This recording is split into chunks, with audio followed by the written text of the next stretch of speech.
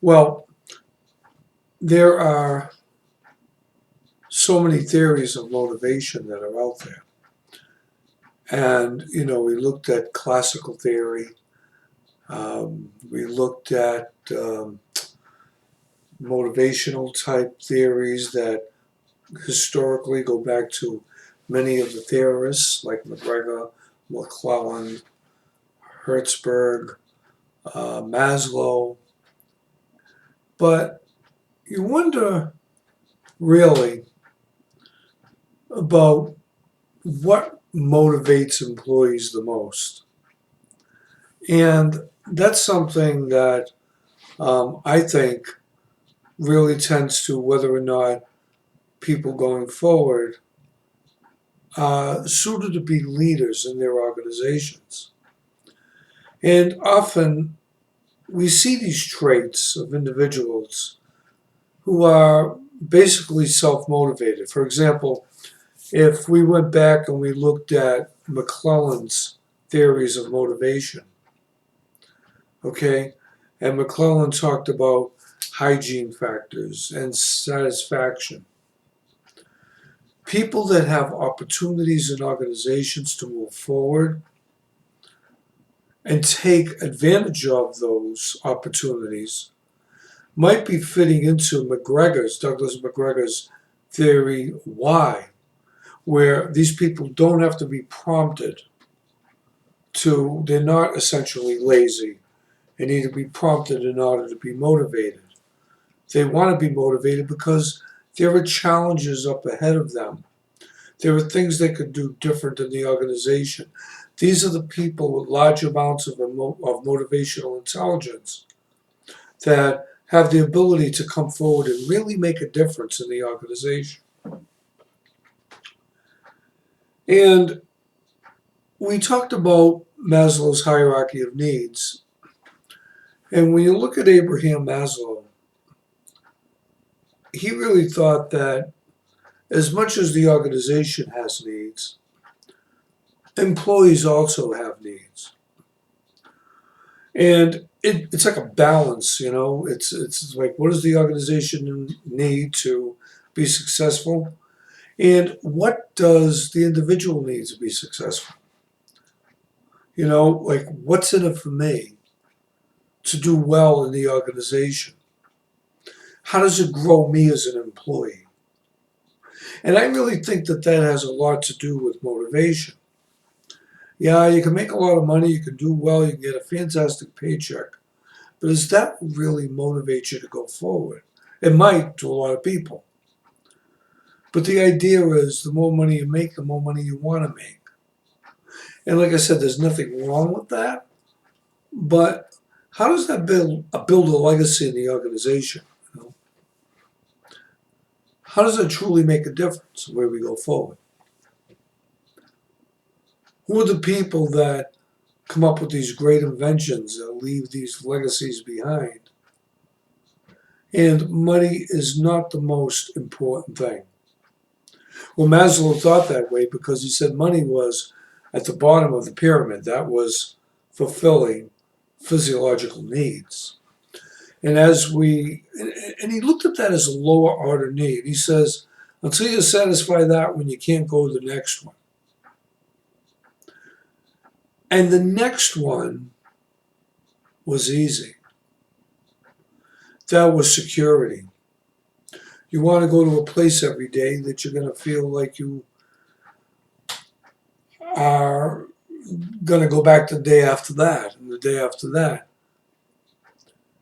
Because somehow you're contributing, but whatever it is that you're doing, the company wants to keep you around longer. And then everyone wants to work in a place that they don't, quote unquote, looked at as a hellhole, okay? You don't want to go to a place to work where you're miserable every single day. You don't get along with the people that you work with, and you're only doing the job because you need the money. You need to be there. Well, Maslow said, okay, people need to know that they're wanted in the organization and that other people want to be with them and they want to work with them. Hey, if you're going to spend all those hours in the course of the day, might as well be happy working with people, right?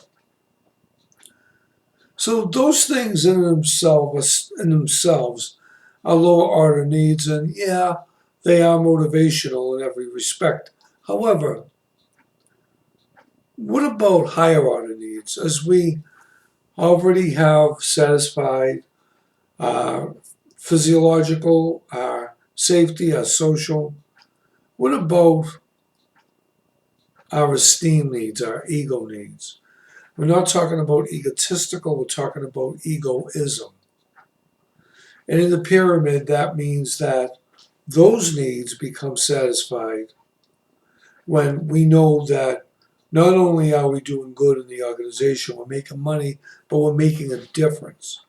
We're making a difference in how this company does business, and that makes us feel good.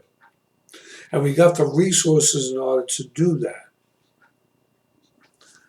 These are the things that become motivational. These are the things that move us to that next level that Maslow was talking about. Because when you do that, when you're satisfying your own needs and you're making a difference, you are also simultaneously satisfying organizational needs. And that's a big thing. And then finally, self-actualization. We've done everything that we wanted to accomplish. But what are we really doing what we want to do if we didn't have to work in this particular company?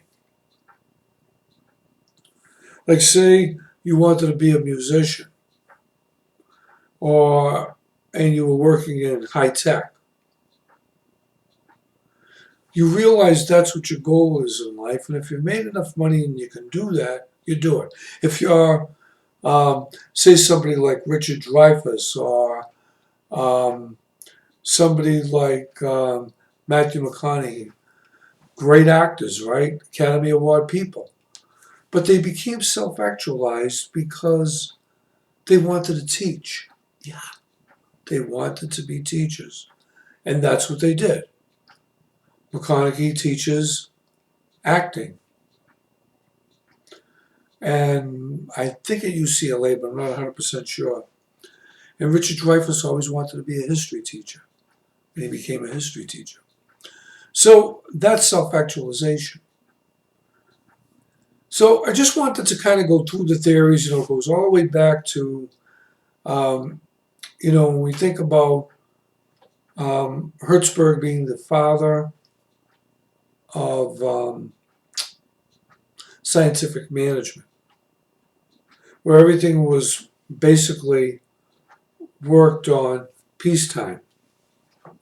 Everything was worked on the more you made, the better off you were. And I think that these are the types of things that,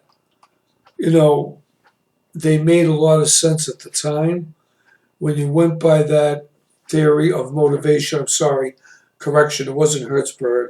That was Frederick Taylor, the father of scientific management. My bad, sorry.